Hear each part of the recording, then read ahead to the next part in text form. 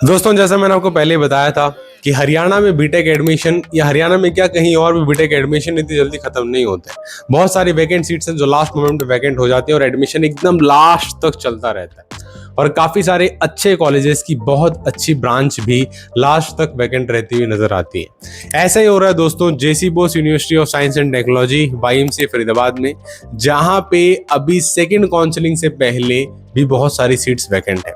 आज के इस वीडियो में मैं आपको कंप्लीट डिटेल्स देने जा रहा हूं, कब काउंसलिंग होने वाली है, क्या डिटेल शेड्यूल रहेगा और मेरिट लिस्ट में क्या कुछ खास देखने को मिल रहा है। तो चलिए बिना किसी देरी के आज के इस वीडियो की शुरुआत करते हैं।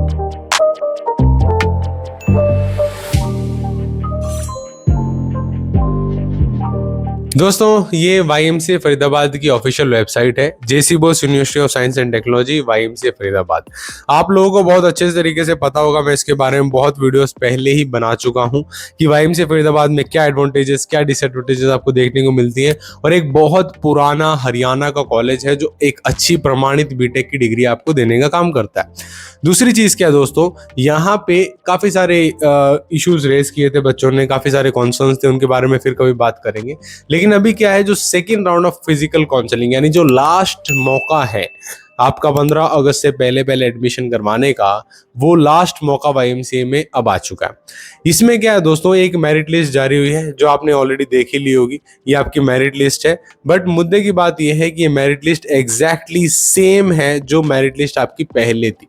इसका मतलब क्या, अब की बार अगर आप ये एनालिसिस करने की कोशिश कर रहे हो, फॉर एग्जांपल जैसे कि यहाँ पे कोई ऋषु कुमार है जिन्होंने एडमिशन पिछली बार नहीं लिया था, उनको मनपसंद सीट नहीं मिली थी। उस सिचुएशन में क्या है, उन्होंने देखा कि मैं 9th नंबर पे था और अभी भी 2 सीटें खाली हैं, तो मेरा नंबर तो नहीं आएगा। तो आप ऐसी गलती मत करिएगा, क्योंकि इस मेरिट लिस्ट में आप ऐसे कैलकुलेट नहीं कर सकते आपके ऊपर कितने बच्चे और कितनी सीटें वैकेंट हैं। क्योंकि जितने बच्चे आपके ऊपर हैं उनमें से मैक्सिमम स्टूडेंट्स का ऑलरेडी एडमिशन हो चुका होगा। या तो उनने वाईएमसीए फरीदाबाद में ही एडमिशन ले लिया है, ठीक है, या फिर अलग से जो जैक की काउंसलिंग चल रही है, उसके बाद आपका जीजीएस आईपीयू की काउंसलिंग चल रही है और आपकी सीसैप की काउंसलिंग भी चल रही है। तो काफी सारी पैरेलल काउंसलिंग चल रही है, जिसकी वजह से लाइव जो आपकी सीट्स वैकेंट्स थी उसके अलावा भी ज्यादा सीटें, लगभग 50 से भी ज्यादा ओपन कैटेगरी से सीटें वैकेंट नजर आई हैं वाईएमसीए फरीदाबाद के अंदर। कितनी सारी सीट्स वैकेंट है। सो ये आपकी कंप्लीट डिटेल्स है। अभी क्या है, सेम ही मेरिट लिस्ट के अकॉर्डिंग दोबारा से बुलाया गया है। अभी जो दोबारा से बुलावा आया है उसमें इंपॉर्टेंट इंस्ट्रक्शन, मेरिट लिस्ट में और कुछ नहीं है, ये सारा डिटेल्स है आपका। जो आपने पहले मेरिट लिस्ट देखी थी लगभग वही मेरिट लिस्ट है, आपको कुछ ज्यादा नई चीज देखने को नहीं मिलती है। इन टोटल आप देखेंगे यहाँ पे लगभग आपके वही 2075 के आसपास कैंडिडेट्स जो पिछली बार थे उतने ही कैंडिडेट्स यहाँ पे नजर आए हैं अब की बार भी। ओके, इन सभी ने फिलअप किया था, जिसमें से कुछ ने जेई में नहीं दिया था, बाकी सबने जेई में दिया हुआ है। सभी की डिटेल यहाँ पे लिखी हुई है और सारी डिटेल्स आपको यहाँ पे नजर आ जाएंगी जो बीटेक एडमिशन लेने के लिए इच्छुक है। तो ये मेरिट लिस्ट बहुत इंपॉर्टेंट है, जो पहले वाली और अब की वाली सेम, मैंने बताया था आपको, दोबारा रजिस्ट्रेशन विंडो ओपन नहीं होती है वाईएमसीए फरीदाबाद में, सेम ही मेरिट लिस्ट चलती है, सेम आ गई है।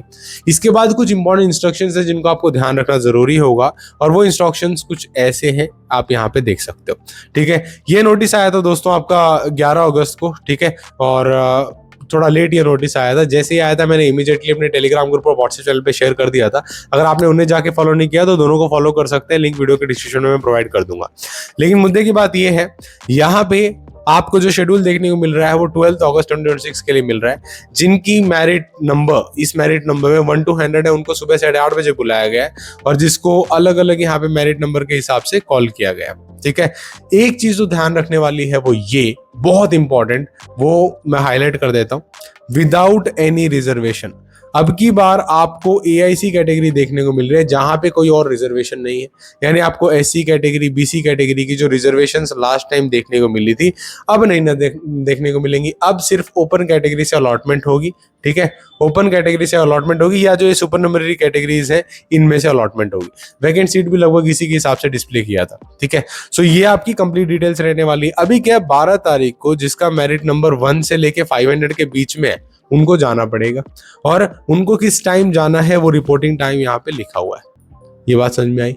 इसके अलावा मैं थोड़ा नीचे स्क्रॉल कर लेता हूँ। इसके बाद जो 500 रैंक से लेके 1100 पे आते हैं उनको 13 तारीख को जाना होगा। अभी जो 13 को जा रहे हैं आपके लिए एक जानकारी बता देता हूँ, 12 के लास्ट में देख लेना लाइव सीट का क्या स्टेटस है, वो भी चेंज होता रहता है और उसके हिसाब से आप डिसाइड कर सकते हैं आपको जाना है नहीं जाना है। फिर आगे चलते हैं। आगे क्या है दोस्तों, 1100 से लेके आपकी जितनी भी आपकी रैंक्स है सभी को यहाँ पे 14 अगस्त को बुला लिया गया है। अब ये 14 अगस्त को क्या खास है, ठीक है, ये थोड़ा यहाँ पे कुछ डेट नहीं लिखी हो तो कंफ्यूज मत होना, ये 14 अगस्त की ही सारी कॉलिंग है जितनी भी यहाँ पे लिखी हुई है 3:30 बजे तक। अभी दिक्कत ये है कि जो 14 अगस्त को बच्चे जा रहे हैं, आपके लिए बता देता हूं, ये लास्ट मौका है। इसके बाद लास्ट में मान लो यहाँ पे कोई आ जाता है एकदम लास्ट में और कोई और कैंडिडेट नहीं है, तो चाहे आपका जेईई मेंस नहीं भी है और सीट भी वैकेंट है तो भी आपको एडमिशन मिल जाएगा, ठीक है। सो इसलिए प्लीज, अगर आपने अभी लग रहा है कि ड्रॉप ईयर को लेके या दूसरी चीजों को लेके थोड़े कंफ्यूजन में है या कोई और कॉलेज में मिला हुआ है, आप जाना चाहते हो इधर उधर, तो इस मौके को जरूर आप इसका एडवांटेज उठा सकते हो, ठीक है। ये थे आपकी सारी इंस्ट्रक्शन, डिटेल इंस्ट्रक्शन जैसे आपको जाना होगा। इसके अलावा आपको जाना कहाँ है, वेन्यू ये है दोस्तों कि आपका शेड्यूल शकुंतला हॉल में होने वाला है, जहाँ पे आपके डॉक्यूमेंट्स वेरीफाई होंगे। डॉक्यूमेंट वेरिफिकेशन वहाँ होगा, वहाँ किसी से पूछेंगे आपको बता भी देंगे।